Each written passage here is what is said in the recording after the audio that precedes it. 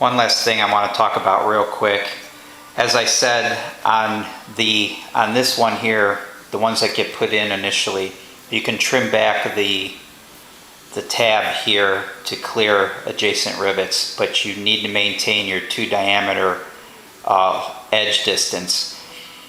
Once I got all of the other side brackets in place and the holes drilled, I went ahead and measured 2 diameter, and I cut the tabs on all of these as well. So again, it's not necessary. You only have to do it if you have interference with an adjacent rivet. But as I said, as long as you maintain your 2 diameters, why not cut all of them? Save that little bit of weight. All right, what's next?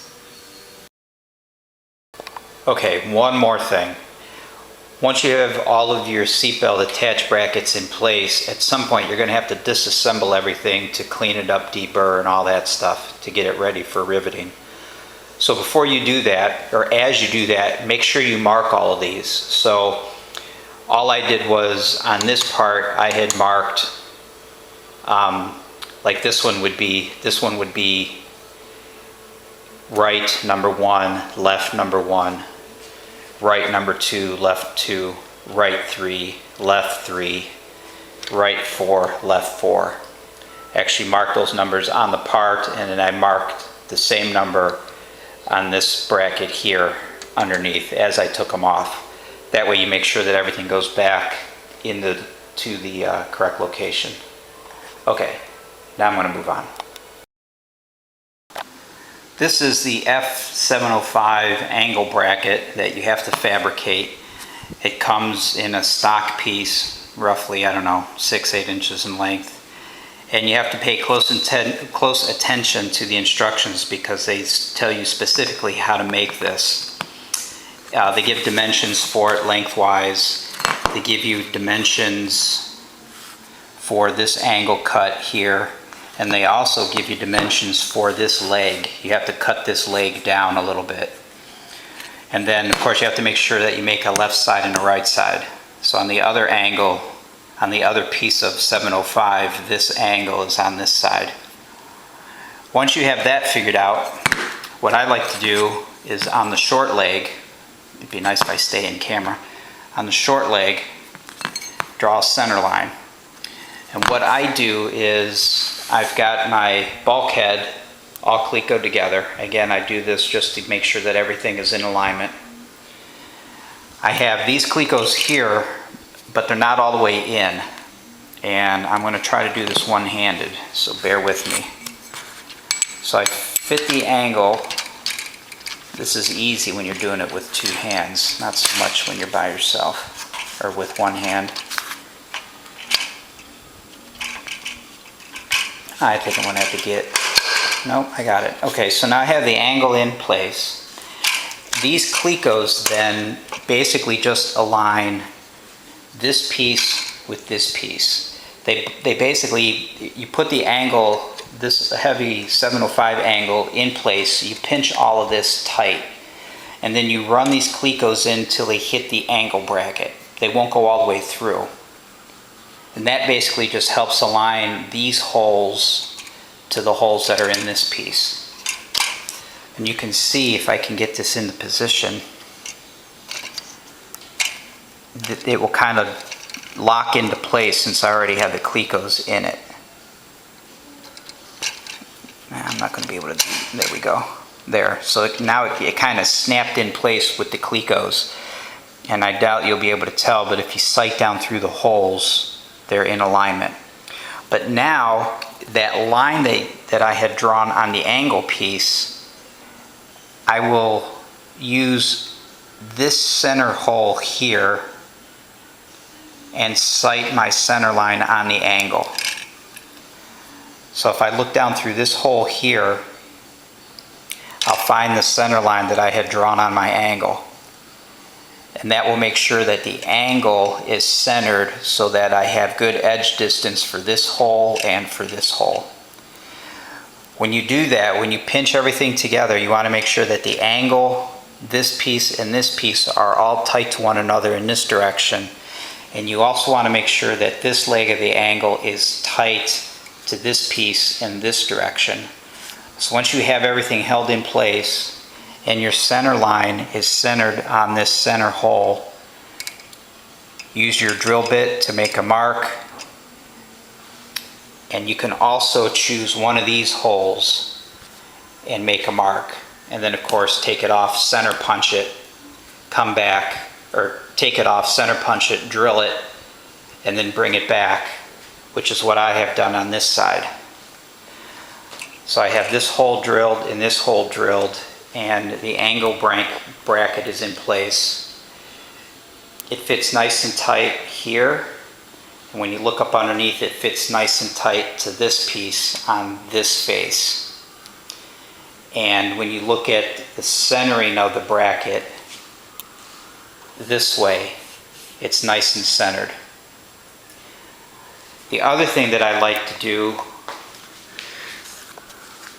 maybe I should show it when I take the bracket back off, but the bracket is in here, and they tell you on the instructions to radius this corner of the bracket. And the reason you do that is because everything that's in here is bent, so there's a radius. You have to relieve that sharp corner so that the bracket will lay in here nice.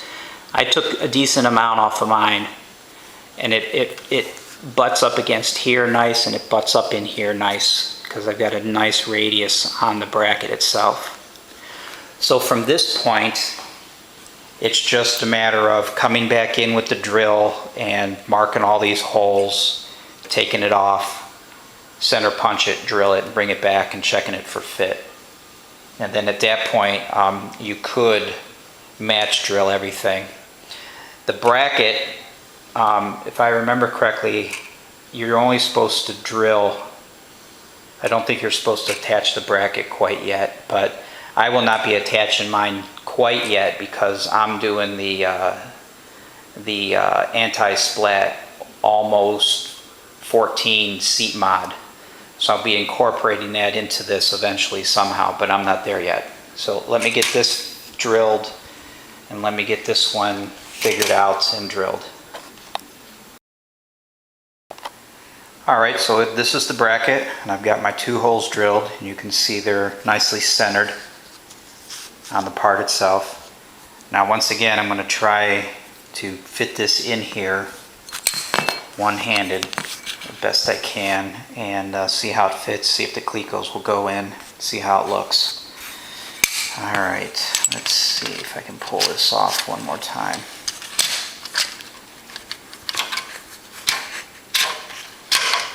Alright.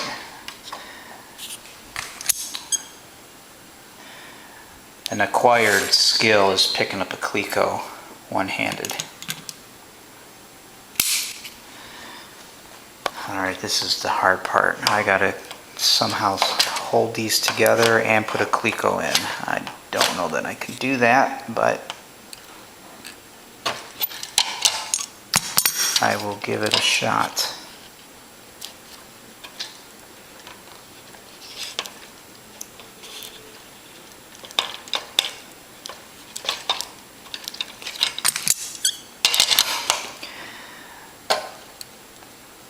Now I can't get the cleco out because I need to hold the part down. Hold it with my elbow. There we go.